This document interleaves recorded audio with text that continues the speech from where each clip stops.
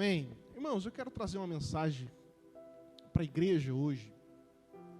E estarei pregando no livro de Atos dos Apóstolos algumas mensagens ainda no decorrer desse próximo mês. E eu tenho buscado da parte do Senhor essa palavra para que o Senhor ministre aos nossos corações em relação à natureza da igreja. O que é igreja? Que hoje nós estamos em um tempo em que há muitas coisas, há muitos movimentos, muitos fogos estranhos, né, como diz na palavra do Senhor. E nós precisamos, então, nos manter dentro daquilo que a palavra de Deus nos diz sobre a igreja. Muitas pessoas, às vezes, nos procuram e dizem: ô pastor, por que na sua igreja não faz isso? Por que na sua igreja não faz aquilo?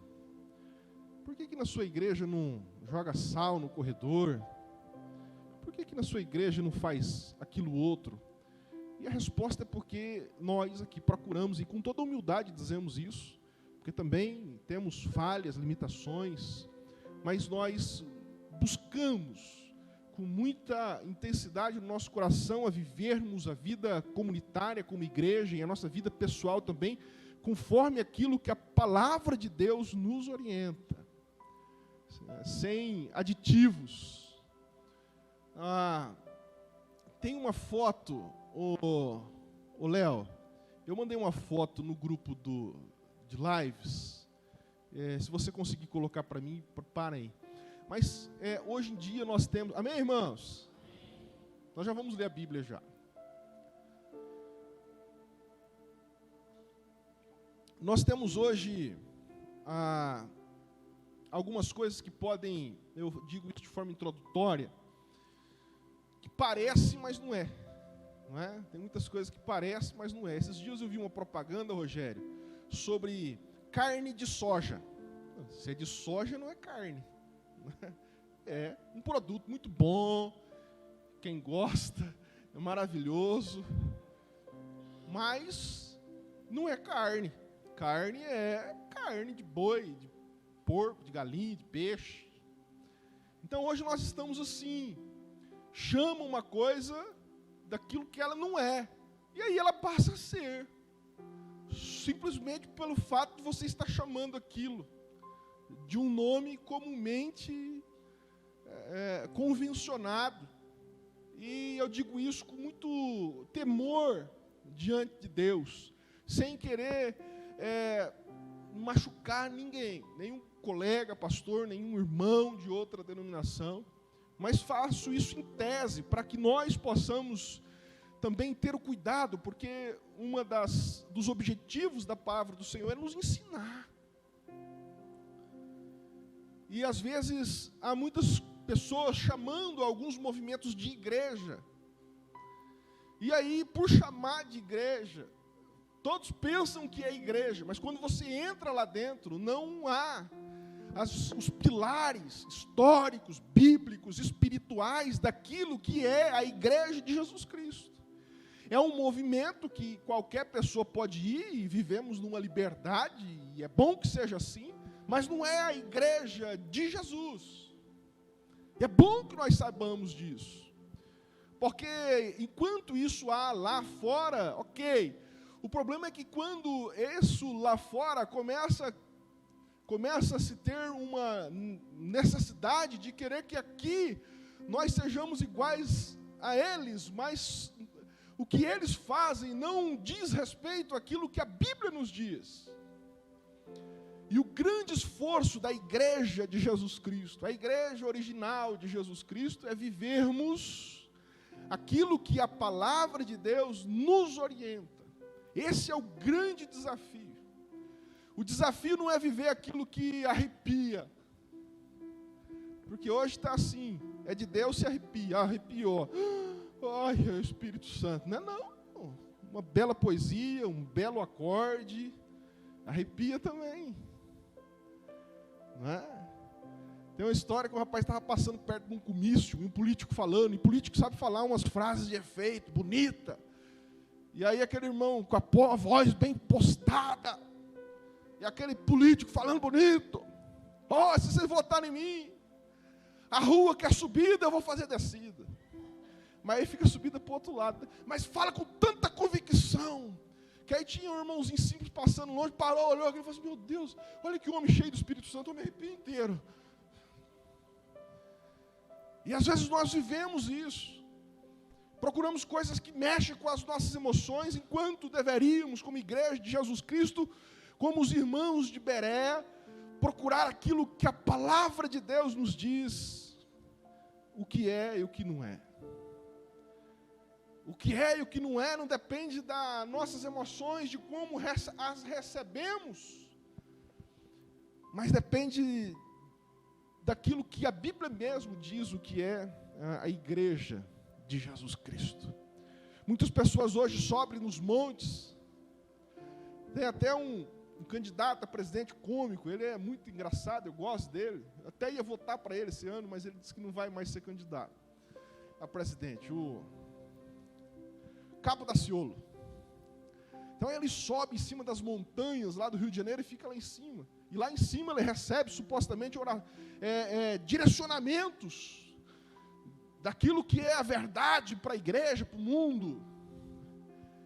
E nós não precisamos subir, se quiser subir lá no monte para orar, nós já fizemos uma vez isso, juntamos uns irmãos e jovens aqui, e fomos lá em cima daquela montanha de Quintana, foi muito legal, oramos lá, a Cátia levou um monte de cachorro-quente, a gente comeu também cachorro-quente, foi gostoso, passeamos, aproveitamos, oramos, que bom que seja assim. Mas Deus não fala só porque nós subimos lá em cima, e se nós queremos saber o que Deus tem para a nossa vida, o que Deus tem para a nossa fé, a direção que Ele tem para a nossa história, para a história da igreja, nós não devemos subir ou descer em grutas ou rapar a cabeça. Eu rapei a cabeça por uma questão de designer, viu, irmãos? Porque algum tempo atrás tinha uns irmãos aí, uns profetas, que eu rapei a cabeça. Mas não foi não, no meu caso é porque eu já estava meio careca mesmo. Eu quis dar um tapa aqui no designer. Mas se nós queremos saber a palavra de Deus, nós precisamos buscar nos oráculos de Deus, que é as Sagradas Letras. Palavras que foram inspiradas por Deus, a homens fiéis que as transmitiram, e que o conjunto delas nos traz a revelação de quem é Deus, e de qual é a vontade dEle para a nossa vida, e também qual é a vontade dEle para a igreja. É a Bíblia que diz o que a igreja é. Não é revelações, supostamente revelações. Hoje nós temos alguns movimentos que se dão a partir de homens que têm revelações. Ah, pastor, o senhor não crê em revelação? Eu creio, desde que a revelação esteja em conformidade com o que está escrito aqui, porque esse é o parâmetro. A própria Bíblia diz, tanto em Deuteronômio quanto em Apocalipse, que aquilo que for dito aquém da palavra ou além da palavra seja maldito, seja pronunciado como anátema, maldito, porque o que é sagrado é aquilo que Deus nos confiou por meio de homens fiéis nas Sagradas Letras. Tem pessoas que dizem assim, pastor, o senhor acredita então no que esses homens aqui escreveram? Eu acredito, e essa é a nossa fé, essa é a base da nossa fé. Se não crermos nisso, não somos igreja. Tem pessoas que acreditam em qualquer revelação por aí, mas não acreditam nas Sagradas Letras. E eu queria dizer a você, meu irmão, minha irmã, que faz parte dessa igreja, creia na palavra de Deus, porque é dela que provém as palavras de vida eterna. Elas não há erro, nelas não há alteração, elas é a revelação daquilo que Deus é e daquilo que Deus quer para as nossas vidas hoje e sempre. A palavra de Deus, ela deve ser mantida no pedestal da nossa vida cristã. Ela não pode ser tirada da nossa vida por nada, em detrimento de nada, porque nenhuma voz, por mais arrepios e calafrios que possam fazer, são palavras mais poderosas do que aquelas que estão escritas no livro da vida. Você pode colocar aqui, por favor? Eu achei engraçada essa imagem. Eu queria trazer como ilustração. Já está aparecendo aqui ou não? Ah, não. Ah lá. Olha que interessante. Você vê que, se você olhasse só de frente, parecia que tinha um prédio, né? Um sobrado. Mas não é, só tem um paredão na frente e fizeram uma fachada, né? Os irmãos conseguem compreender o desenho? Então não tem casa atrás, é só... Mas se você olhar de frente, você vê a sacada, você vê as portas, mas do outro lado não tem nada. E eu coloco essa imagem para ilustrar muito daquilo que às vezes parece igreja por aí. Você olha, tem a fachada de igreja. Quando você olha por trás, não tem nada de igreja. Não tem nada do que é aquilo que a palavra de Deus nos orienta. Daquilo que a palavra do Senhor nos diz que é. E é por isso que, sem dizer nomes, eu queria dizer para você que nós devemos olhar para a palavra do Senhor. Não estamos aqui para criticar A ou B, nós estamos aqui para dizer que se nós seguirmos a palavra de Deus, nelas há, irmão Cido, o caminho da vida eterna. A palavra de Deus são as veredas da justiça, onde nos levará a vivermos uma vida de comunhão com Deus e uma experiência real com Deus, que se revela a nós por meio da sua palavra. Tem uma... não sei se os irmãos acompanharam, aqui no Brasil o McDonald's lançou um lanche que chama Mac Picanha, só que não tem picanha dentro. Inclusive isso está na justiça, né? Como engano, né? Como propaganda enganosa. Então eles falam, não, é que o caldinho que põe em cima tem gosto de picanha. Então teria que ser Mac com caldinho de gosto de picanha, não com picanha. Não é? E eu estou dizendo isso por quê? Porque isso é muito em relação, eu faço essa comparação em relação à igreja também. Há muitas pessoas que falam que lá dentro tem a Bíblia, até postam fotos assim, ó. Você vai lá, não tem palavra. Até leem a Bíblia, mas os seus costumes, as suas falas, as suas pregações, as suas práticas não estão pautadas nas Escrituras Sagradas. E se eventualmente acham algum versículo que faz parecer versículos totalmente fora de contextos. Veja os irmãos, não vou colocar o texto aqui, pode tirar a imagem. Não vou colocar o texto aqui porque não é o cerne da questão, mas lá em Daniel, no livro do profeta Daniel, no Antigo Testamento, há um trecho. Se você pegar só aquele trecho, é fantástico. E coloco isso como um exemplo apenas. E tem um exemplo que fala que ele via 2 chifres.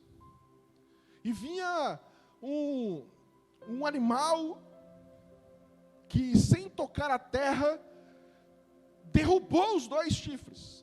Irmãos, esse texto na época da Torre Gêmeas foi fantástico, está vendo? Lá em Daniel já estava falando sobre algo que sem tocar a terra veio e derrubou 2 chifres. Está falando sobre o World Trade Center. E a gente fica impressionado com aquilo. Nossa, o World Trade Center eram os 2 chifres.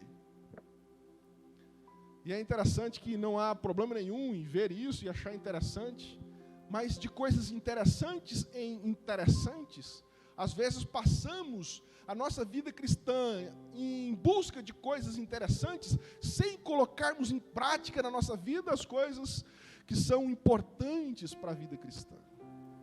Vida de oração, busca pela simplicidade, busca pela verdade das coisas.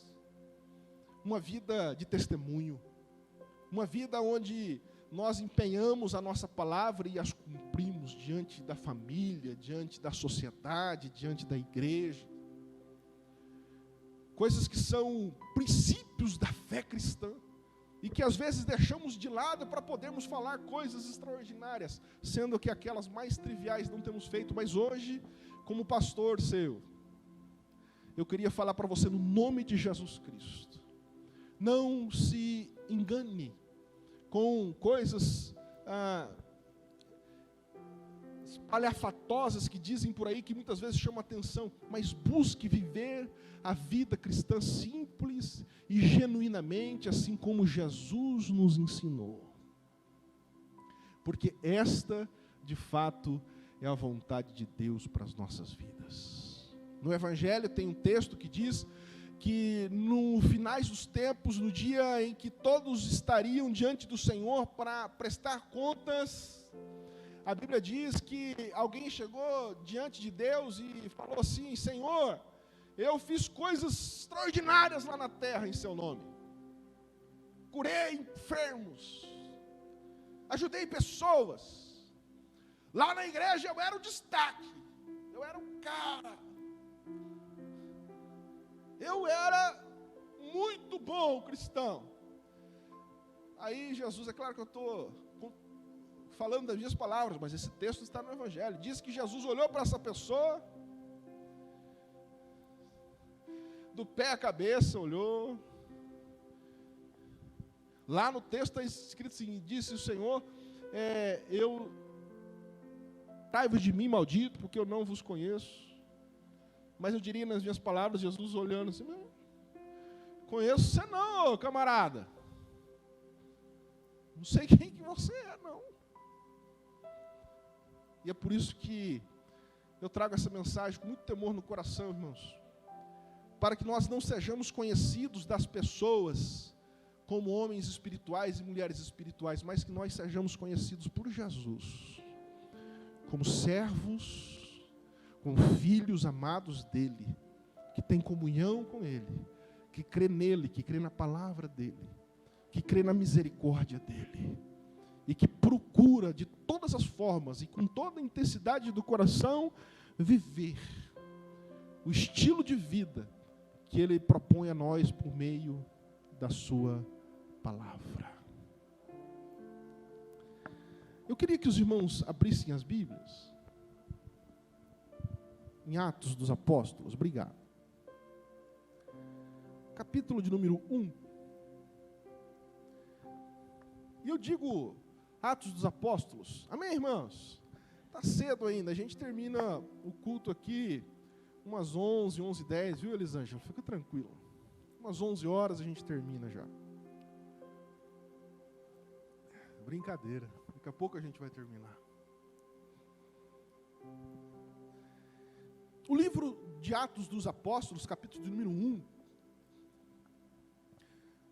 O livro de Atos dos Apóstolos, ele relata o início da igreja.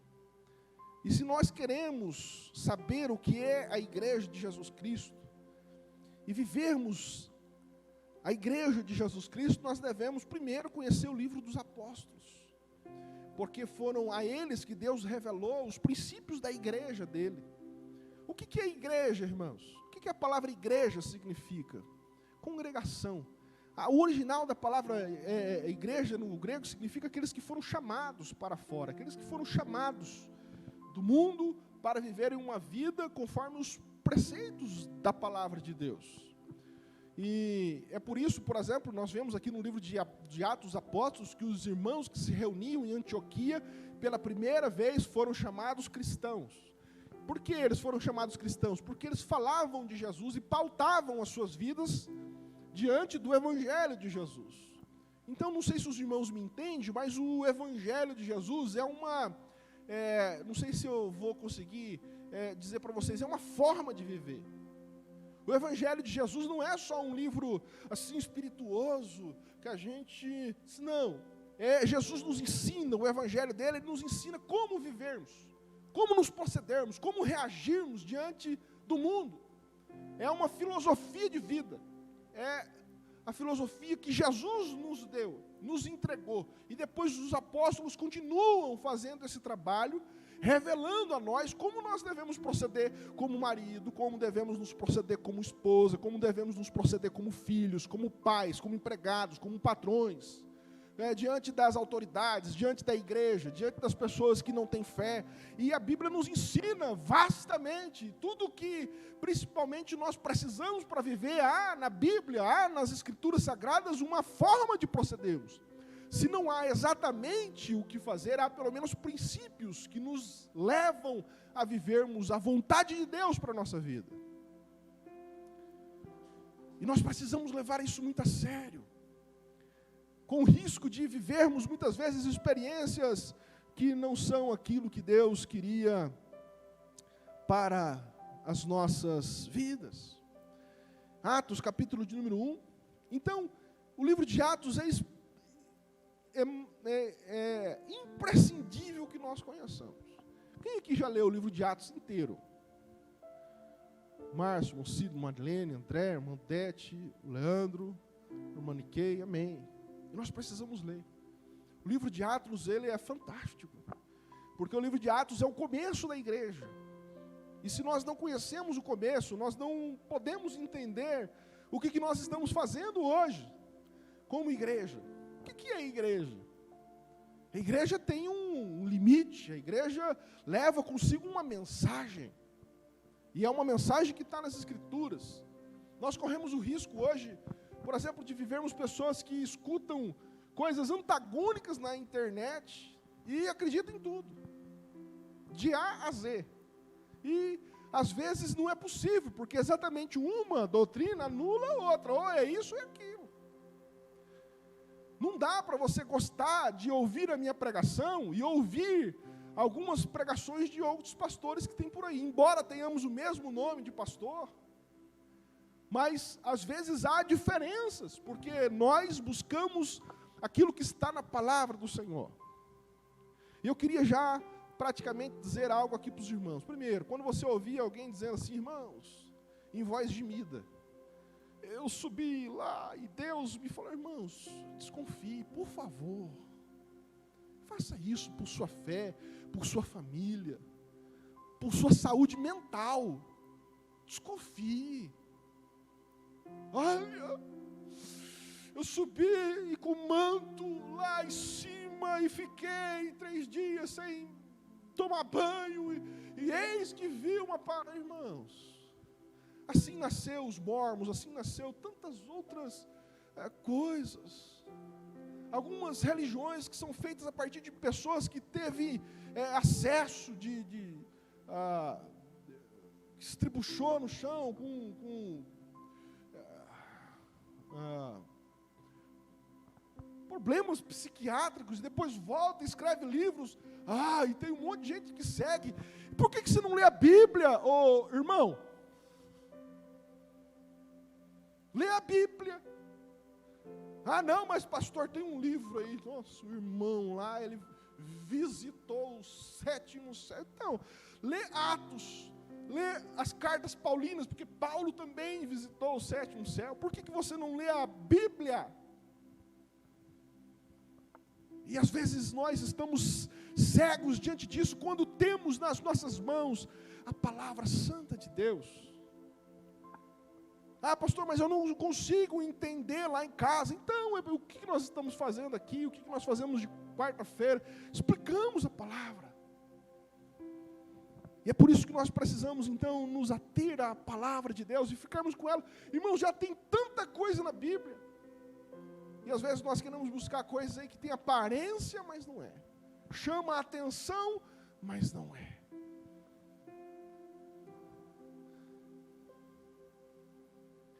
É X, não é Mac picanha, mas tem cabo de rei dentro. Mas cabo de rei tem que é gostoso, não tem nem isso. Atos dos Apóstolos, capítulo número 1, verso 6 ao 11, diz assim, então, vou ler aqui da tela. Os que estavam reunidos lhe perguntaram, Senhor, será este o tempo em que restaures o reino de Israel? 7. Respondeu-lhes, não vos compete conhecer tempos ou épocas que o Pai reservou pela sua exclusiva autoridade. 8. Mas recebereis poder, ao descer sobre vós o Espírito Santo, e sereis minhas testemunhas, tanto em Jerusalém, como em toda a Judéia e Samaria, e até Quatá, até os confins da terra. Essa palavra se cumpre hoje aqui, porque por meio da igreja, A palavra dele chegou aqui no Brasil, chegou aqui em Quatá. Nós somos, em relação a eles, os confins da terra. Isso aconteceu por meio da igreja de Jesus. 9. Ditas essas palavras, foi Jesus elevado às alturas, à vista deles, e uma nuvem os cobriu dos seus olhos. Pode pôr 10 também. E estando eles com os olhos fitos no céu, enquanto Jesus subia, eis que 2 varões vestidos de branco se puseram ao lado deles. 11. E disseram-lhes: varões galileus, porque estáis olhando para as alturas? Esse Jesus, que dentre vós foi assunto ao céu, virá, de modo como o vistes subir. Amém. Esse dia foi um dia importante em que Jesus ele foi assunto ao céu depois do seu ministério terreno. E ele deixa a sua igreja aqui. Ele testemunhou a sua ressurreição a esses homens e disse que essa palavra seria passada a testemunhas fiéis. E nós somos, sobretudo, testemunhas de Jesus, irmãos. Essa é uma natureza de quem é cristão. Até por conta de um mundo que nós vivemos hoje, que é hedonista. Você sabe o que é hedonista? Hedonista é aquela pessoa que procura, é uma forma de pensar que procura só coisas que lhe satisfaz. Então, qual que é o segredo da vida, ou a busca da vida para o hedonista? A busca da vida para o hedonista é ser feliz. Ou seja, os fins justificam os meios. Não importa como, o importante é que eu seja feliz. Mas essa é uma equação que não fecha. Porque a maioria das vezes, quando nós buscamos coisas para deleite do nosso coração, nos metemos em confusões. A Bíblia mesmo nos diz que há caminhos que para o homem parece bom, mas o final dele é destruição e morte. E quando deixamos com que as nossas escolhas sejam totalmente guiadas somente pelos nossos desejos, pelas nossas concupiscências, estamos colocando as nossas vidas em maus caminhos. É por isso que nós precisamos de uma orientação, nós precisamos de um caminho, e o mundo aí fora grita por liberdade, uma coisa que não existe, irmãos. A liberdade é uma falácia dos homens do nosso tempo. Eu quero ter liberdade. Liberdade do quê? Liberdade do evangelho para ser escravo do pecado, para ser escravo de ideologias demoníacas. Tem um livro muito interessante. Amém, irmãos? Vocês estão seguindo eu? Um livro muito interessante que chama O Mito da Liberdade. Skinner. Ele diz o seguinte, que não há liberdade para o ser humano. Nós só temos a liberdade de escolher em que prisão estaremos. Por isso que a Bíblia nos relata Paulo dizendo: eu sou prisioneiro de Cristo Jesus. Nós somos prisioneiros da palavra. E isso é bom. Isso nos protege. Isso é inteligente. É uma opção inteligente, é uma opção boa, saudável. Vivemos os princípios da palavra do Senhor. Há uma história de um homem que estava, um pregador do evangelho, muito inteligente, sentou no avião, do lado de um homem muito rico, mais promíscuo, e eles estavam no meio da viagem. A aeromoça passou do lado, era uma viagem longa, ofereceu, ele falou: me dá um suco, e o homem do lado pegou um copo de vodka. E eles conversando, aquele homem rico e mais sem fé, disse: olha, tá vendo, por isso, e eles conversando, um soube que o outro era crente, e o crente, pastor, soube que o outro era empresário e não tinha alguma fé, ou pelo menos não era cristão. E aquele homem com um copo de vodka na mão ri para o pastor, disse: está vendo? Por isso que eu não sou crente. Aqui, estou tomando um copo de vodka, eu sou livre para fazer isso. Você é prisioneiro da sua fé. Você é um homem que tem limitações impostas na sua mente. Você é um escravo daquilo que você crê. Eu não, eu faço o que eu quiser. No mesmo momento, o pastor chama a aeromoça e fala assim: me dá um copo de vodka. A mulher deu um copo de vodka, ele deu um pequeno gole, e olhou para o homem: está vendo? Eu sou livre. Eu não faço isso porque é um princípio que eu tenho. Agora você não. Você não consegue ficar um dia sem tomar vodka. Quem é escravo é você. Só que o mundo quer tapar isso de nós, dos nossos filhos, nos colocando sempre a pecha de que nós somos retrógrados, atrasados, que nós somos pessoas sem inteligência e sem liberdade de escolhas. Não! Nós decidimos um dia e optamos seguir Jesus e a sua palavra. Porque de forma plena, livre e inteligente, nós cremos que a palavra de Deus é o caminho que nos leva à salvação, é o caminho que nos preserva íntegros, saudáveis, homens e mulheres prósperos diante do Deus vivo. Nós optamos viver a palavra, e a qualquer momento que eu quiser, eu posso deixar Jesus, mas eu não deixo porque eu não quero, porque nele é o melhor lugar para se estar. Se submeter às suas palavras e aos seus ensinamentos é a melhor opção e mais inteligente opção que um ser humano pode fazer. E aqueles que gritam lá fora que nós somos escravos e eles livres, mas se pararmos para pensar de forma inteligente, escravos são eles, escravos da concupiscência, escravos dos vícios, escravos da maldade, escravos da busca do poder, escravos de uma sexualidade perversa, e fora dos padrões do Senhor, escravos das suas próprias concupiscências. Mas em Jesus, nós alcançamos liberdade para viver a sua palavra. É uma liberdade limitada nele. Somos escravos dele, de Jesus, para sermos livres do mundo e das coisas do mundo. Nós somos chamados para sermos testemunhas da palavra do Senhor.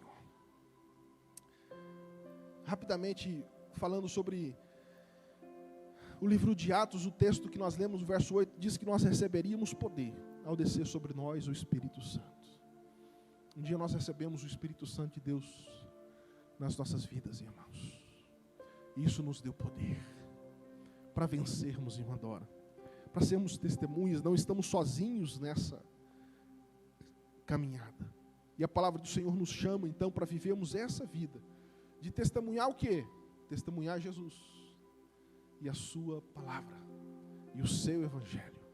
Jesus deu poder a nós para sermos testemunhas da salvação de Jesus Cristo, do poder de Jesus Cristo, do poder que Ele tem de mudar as nossas vidas, como fez com a minha, como fez com a sua vida. Já diante dessa reflexão que hoje faço, não quero ser cansativo aos irmãos, mas a palavra de Deus nos mostra no livro de Atos que aqueles irmãos que começaram a igreja também não passaram dias fáceis. Eles tinham oposições. Os irmãos que pregaram o evangelho no começo também não tiveram vida fácil. Eles tinham oposição dos próprios judeus, que não criam que Jesus era o Messias. Porque na cabeça deles, como o Messias prometido no Antigo Testamento, que era um ungido de Deus, veio em uma manjedoura, um homem simples, foi morto na cruz. Os judeus não aceitavam Jesus como o Filho de Deus e o Messias. Os gregos achavam o evangelho louco. Eles chamavam os seguidores de Jesus de loucos. E os romanos achavam o evangelho fraco. Porque os romanos, eles tinham um panteão com uma centena de deuses. E o evangelho nos traz apenas um só Deus. Eles falavam, é fraco demais. Para que eu vou deixar o panteão com um monte de Deus, um para cada coisa? Né?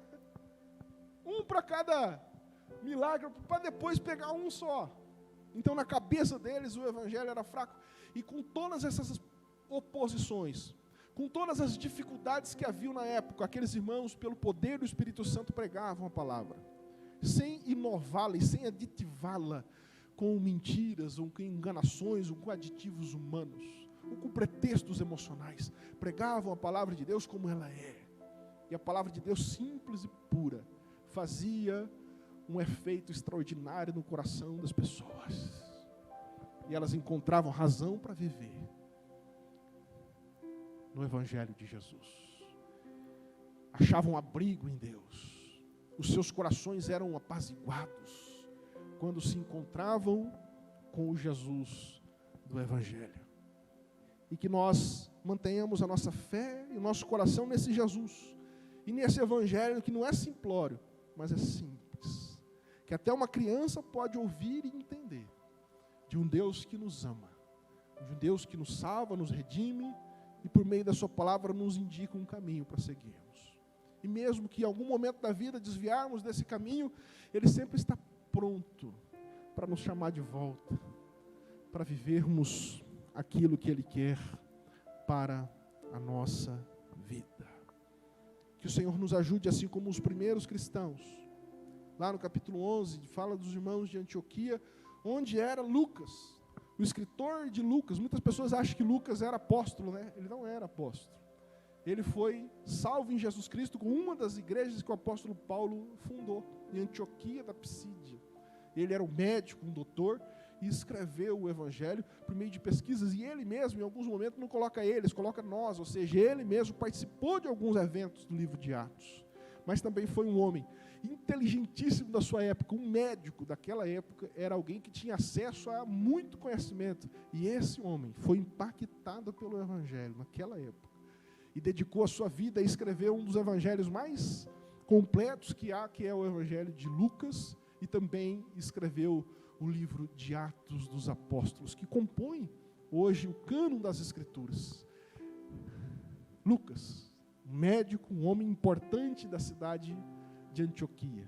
Um dia ele recebeu o evangelho que fala da salvação, e ele creu naquele evangelho, e não, mesmo cheio de conhecimentos científicos, não obstante, ele recebeu aquela fé no seu coração, e viveu e dedicou sua vida a ela.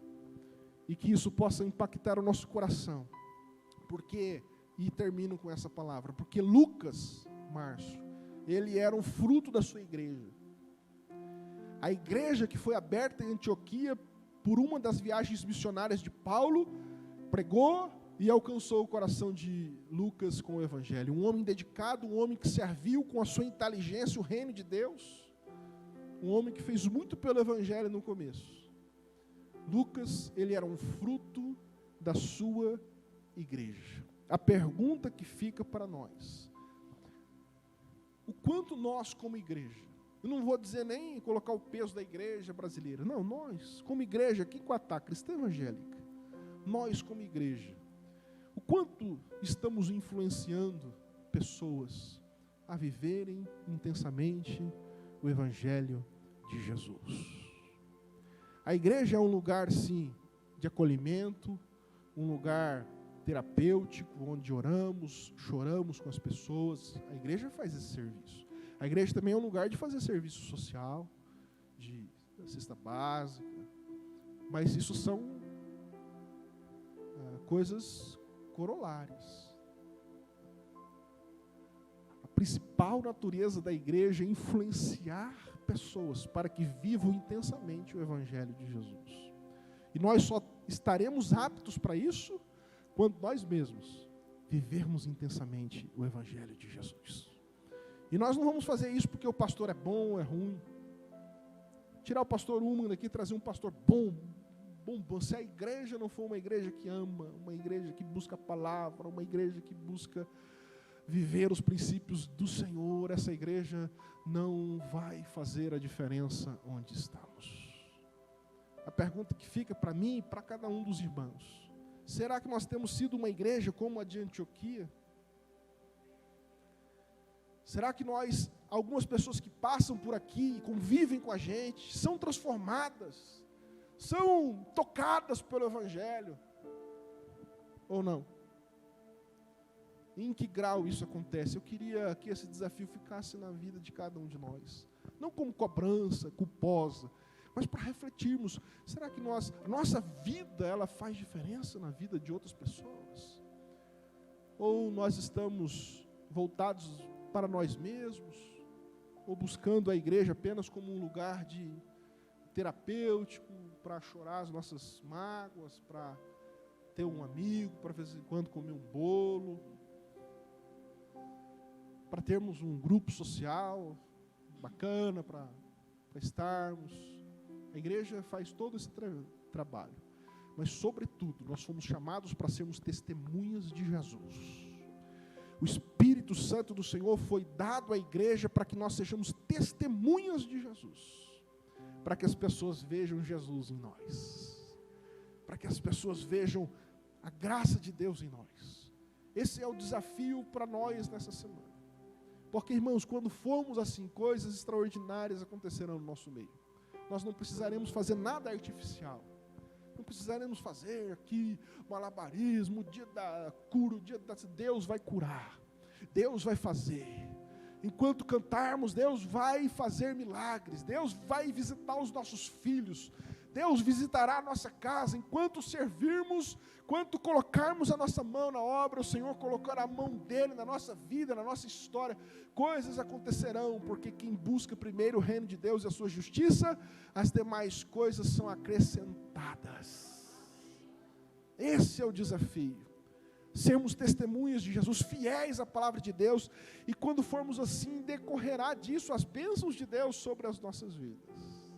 Que o Senhor nos abençoe, nos guarde, que o Espírito Santo do Senhor nos dê essa energia, essa força, para vivermos Jesus, todos os dias, mesmo com as oposições. O mundo lá fora não vai aplaudir, irmão. Você acha que eles vão aplaudir? Não vão. O Espírito que está aqui não é o Espírito que está lá, mas nós vamos com amor vencendo, pregando a palavra, falando de Jesus, e pessoas vão sendo impactadas, os nossos filhos vão sendo impactados, as coisas vão acontecendo na nossa vida por meio da presença de Jesus nas nossas vidas. Então não nos enganemos. A Bíblia diz que nos últimos tempos, o apóstolo Paulo escreve em Timóteo que haveria muitos profetas, muitos homens que falariam em nome de Deus, falariam coisas que a gente gostaria de ouvir. Coisas que tem comichão no ouvido, é assim que o apóstolo Paulo fala. A gente tem comichão no ouvido para ouvir uma coisa e vir alguém para falar aquilo. Aí você, ai, que gostoso. Mas aquilo não era a vontade de Deus? Aquela não era o caminho de Deus para a sua vida? Não era? Que o Senhor tenha misericórdia de nós e nos abençoe como igreja, para nunca abandonarmos a palavra de Deus. Eu não troco uma igreja simples, que ama a palavra, que vive a palavra, por uma igreja grande e numerosa, que vive de festas e de espetáculos pirotécnicos. Não troco.